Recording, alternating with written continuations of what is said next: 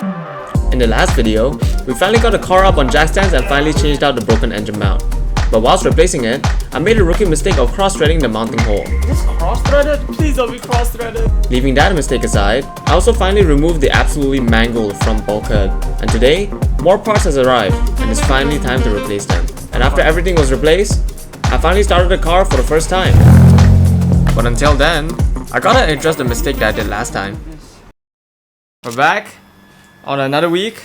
We have an extra friend, his friend, today. Sleeve 1, sleeve 2. As you guys know, last time I did mess up this thread, the female thread inside of that mount. So, first things first, for today, we're gonna be using a tap and die kit to fix that thread. Well, hopefully it's fixed, or else I'm gonna be broke. Alright, let's start. So, if you guys don't know what a tap and die kit is, basically it's a set which remakes your threads, or you can create new threads within any part. So it can be on a bolt, or it can be inside where the female threads would be. So, to use a tap and die kit is quite simple. First, you have to pick which one is the female side, which one is the male side, which one you want to fix. So this is the male side, right? Male sides, they would use this side, which is the die set. This is the dies, and these are the taps. The taps is the one that makes the hole for any thread. Alright? So, let's say you want to fix this bolt. When you want to fix this bolt, you will need to use a die kit. When you use a die kit, you basically need to screw it in, make sure it's completely flush and straight, and then it will make a new thread. Maybe I just don't know how to use this set, but we'll try to use the tap inside of the female hole since that's where the thread is broken, and we'll see where that goes. Alright, let's try. Alright, before we try to fix it with the tap, we need to remove everything that's here. So this reservoir and then the mount, so we can see that in clear sight. Yeah, it works. Clip underneath, so you just pull it out. You can see that rubber. Alright, nice. You should never check the engine and the oil pan, but that's exactly what I'm gonna do. So this would support it. Alright.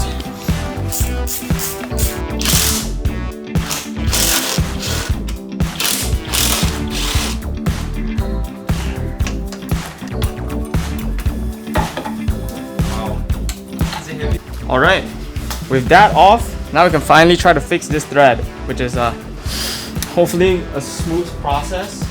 So firstly, as you can see here, I'm trying to screw the tap-in into a perfectly good thread to make sure that it is at the correct degree and the correct size, which fortunately it is. And no, the kit does not come with a thread gauge, so this is kind of the only way I can make sure that it's the correct size. So after measuring that and making sure that it's the correct size, I need to make sure that the tap is going into the thread completely straight. And after it's aligned, we can finally start threading it in. The tool that it gave us in the set doesn't really fit, so instead I'm just going to be using some clamp pliers, which is not so conventional, but as long as it works, right? Also, a quick note when you're threading it in. After performing a few turns, make sure to back out at least one full rotation. This makes sure that all the threads that you've just made is all cleared up from debris, since you're basically cutting into new metal. We finally threaded it, but now you can screw all the way in. Smooth in. Then we can use the impact, smoothly get it out, and we're good. Let's get the mount back in now.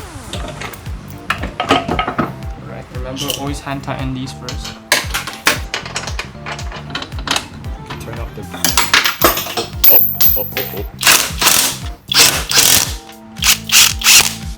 Shit thread that we fixed.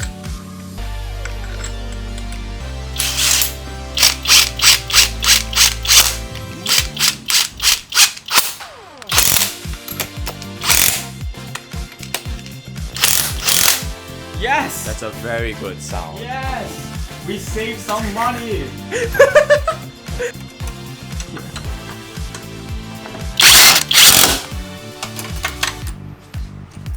Yes! Oh, and if you're wondering, this is my checking point under the oil pan. And luckily, nothing broke, not even a dent. So, that's good. Yes. Alright, plug that in. Boom! Beautiful. Into that rubber. This end, straight into that rubber. It might be hard to see. Yeah, it is hard to see. Okay. The camera's not focusing. Also remember, you see that ground wire over there? You just need to tighten that up or else the engine will not start. Too loose. Right now, too loose. Yep. 10. Boom! And alright, this bolt is finally all the way seated in, and luckily it went in smoothly after rethreading it with the die. We used a slightly smaller die to just clear out the path, and luckily it works. I think this is supposed to be the correct size actually. Should be. I mean, it works. So yeah, luckily it's in, all the way in, everything is good. So now we're at the dirty jobs where these guys will actually start working. Hell. Now you don't need to worry. So main plan, but yeah, we need to change the tie rods on both sides. This side is actually okay, it's quite good, but let's just say for the other side, it's not really doing the best, as you can see here. That's not supposed to be, like that. So change both tie rods, and we'll see where it goes. Before we do the tie rods, let's do the two intercooler pipes, the inlet and outlet pipe. We have these from my half cut. This is from a 2019 car, so let's get some work. I'll be letting these two guys do it. I'll teach them how to do it. Alright guys, let's go. Now, as for the intercooler pipes itself, it is quite a simple job. Firstly, you need to remove the hose inlet and outlet. And literally, right after that, you just need to replace it with the new part. It's literally just that simple. Push it in a bit. And obviously make sure that the hose is fully secured. Alright, now that the intercooler hoses are done, we can finally work on the steering side. Because the steering rack is broken, the tie rod's broken. So, before we even reach to the tie rods, we have to remove anything that's in front here. Alright, let's go. Calipers out first, guys. Alright, whatever I just said, just ignore it, because there's no point for you to remove the caliper when the tie rod is literally in plain sight with plenty of space. So, yeah. So firstly, we need to remove the tie rod end, which is just with a few taps of a hammer and removing the nut underneath. As you can see, there's a pin right there. So the main plan is to release it. And then for the inner tie rod, we need to first remove the steering rack boot. The main purpose of the boot is to protect the grease inside of the joint from collecting dust and debris. And after removing the Oetiker clip inside, I need a replacement for this clip. We can pull the boot right out. And as you can see, that inner tie rod is literally perished. Just remember, that is supposed to be straight. Oh my god, that's so bad. Now, here's the point where I realized that I needed a special tool to remove this inner tie rod, which is shown right here. But because I don't have the tool, as you can see, I'm using the clamp pliers again to remove this inner tie rod. Removing it with the clamp pliers is not a big deal, but installing a new one would be a problem, since I would not want to damage a new inner tie rod. Let's go. Oh. Oh my god, that is bent. Oh wow. That is so bent. That is. Alright, now that that's out, we can finally install the new one. The hard part is Doing the opposite way around now. tightening it. Alright, make sure there's no dirt on the thing. Now, as for tightening this, you should close your eyes. Well, not that the camera's in focus. I mean, this is temporary, but on another day, I will be coming back to this with a proper tool. So, for this, we're not using the original ones because for the Oetiker clips, they're not reusable and we don't have any. So for now, we're using these from the intercooler. Just temporarily, I will change these back soon. For now, we just need to get these in. Slide this thing in. It's okay. We are supporting. Right, that's clipped. Now we need to turn the steering back in. Now the hard part is screwing it in. And now with the boot secured, we can finally install the tie rod end. And you're supposed to actually remember how many rotations you did to remove the tie rod end. This is so that you can keep your alignment straight and the same as it used to be. But since this side snapped, I'm just gonna eyeball it.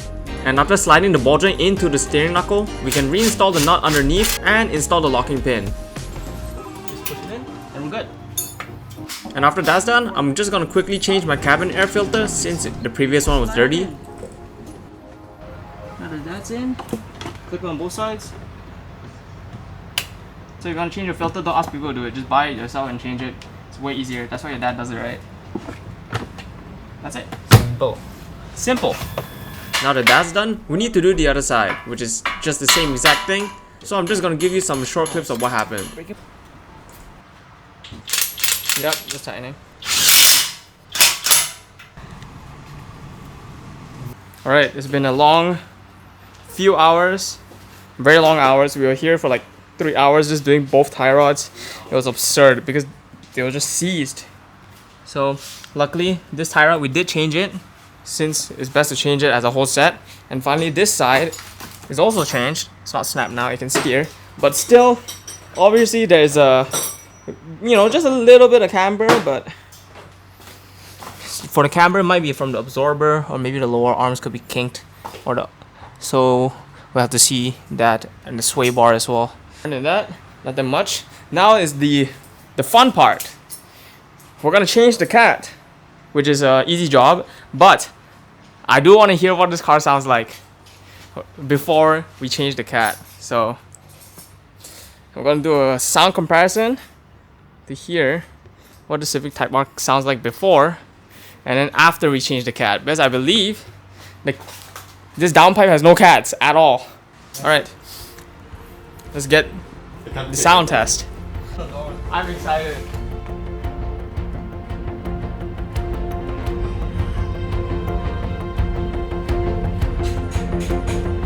No battery! Oh my god, there's no battery. Hold on. Oh, moral truth. Please don't misfire. Please don't stall.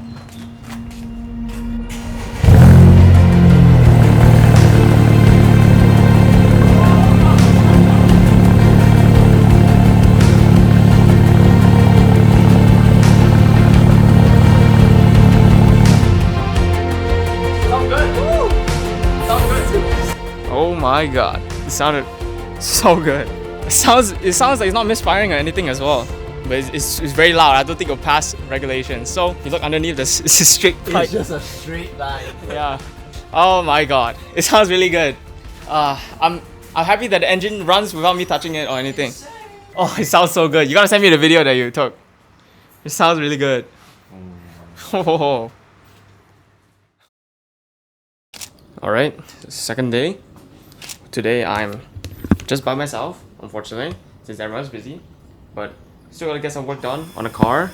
So for today, the job is get this cat out, swap it with the new cat, which is here, which is actually from my FL5. It's the stock cat.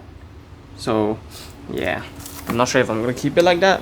For now, I'll be using the stock cat and with the aftermarket exhaust, see what it sounds like. I think this is gonna be a fast job for today and it should be good.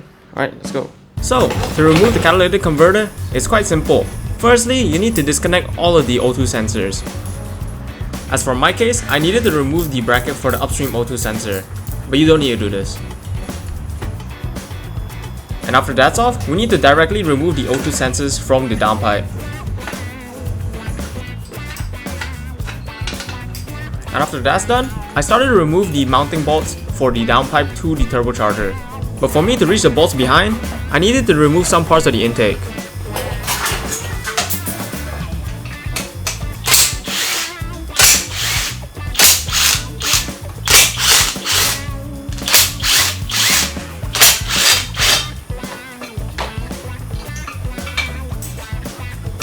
And after that's off, I can finally remove the bolts behind.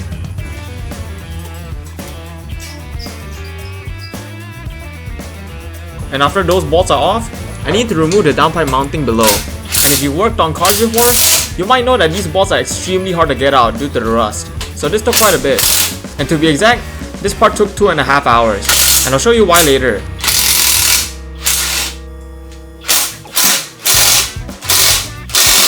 Now that that's off, we can finally get the downpipe out. And if you're wondering why I didn't remove the upstream O2 sensor, well, it's because I don't have the special tool, which is shown right here. So yeah, as you guys know by now, I'm quite unprepared. Oh, finally.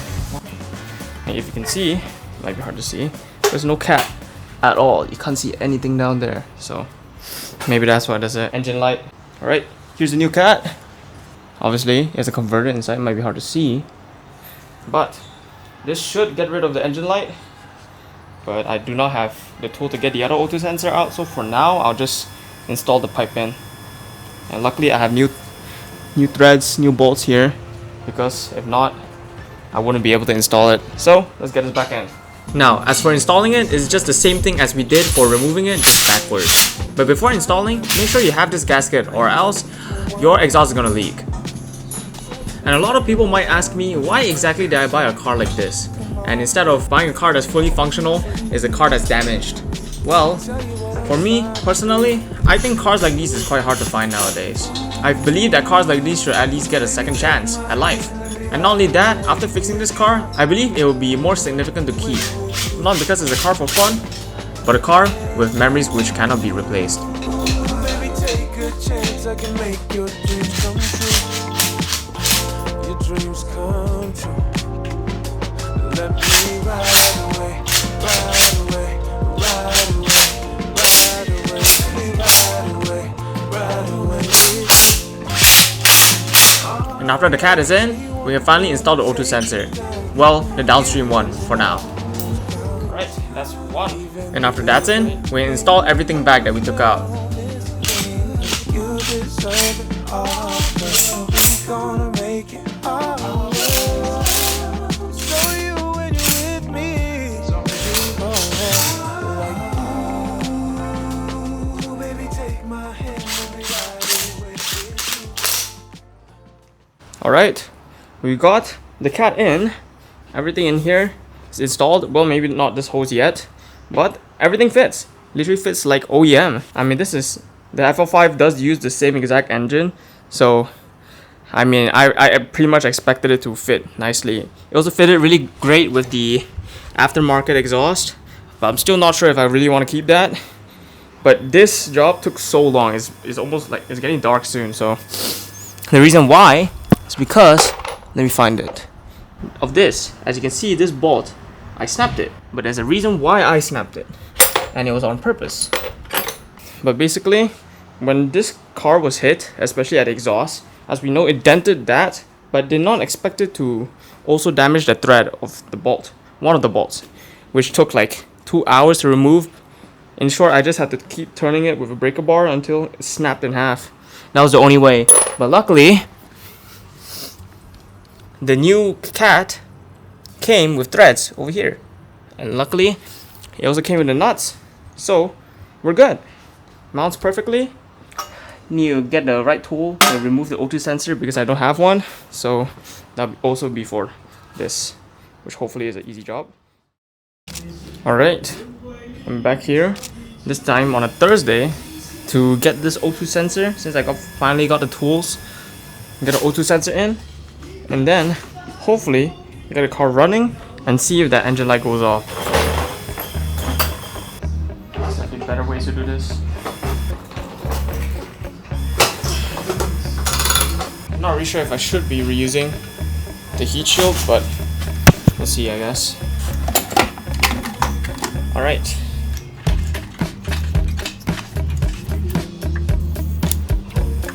Let's tie this up.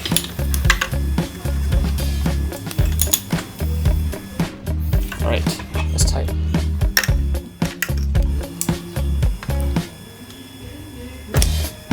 Alright, that's good. Now we can look at the full extent of the damage. You can see this was titanium, I believe, and there's obviously a hole right there.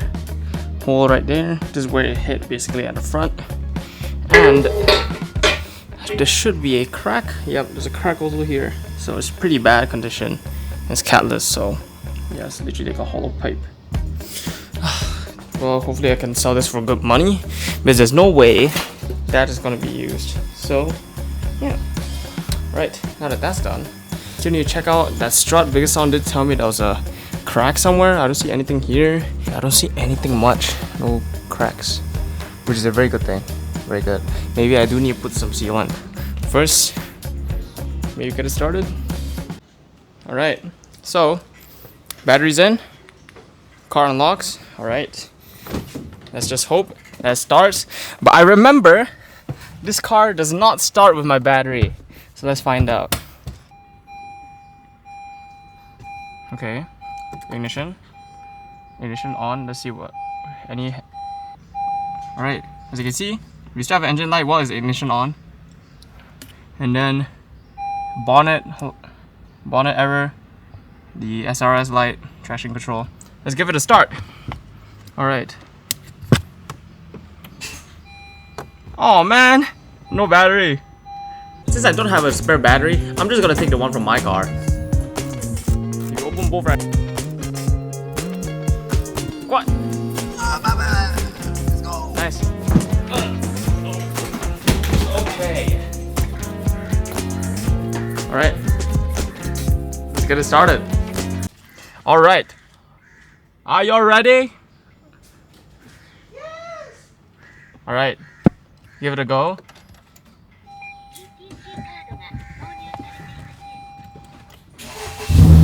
Woo! Engine light still on. Oh man. It's not so loud now actually. As you can see, the engine light is still on. Unfortunately. Everything else is okay. Can I go mode? Yes. Engine. Cannot.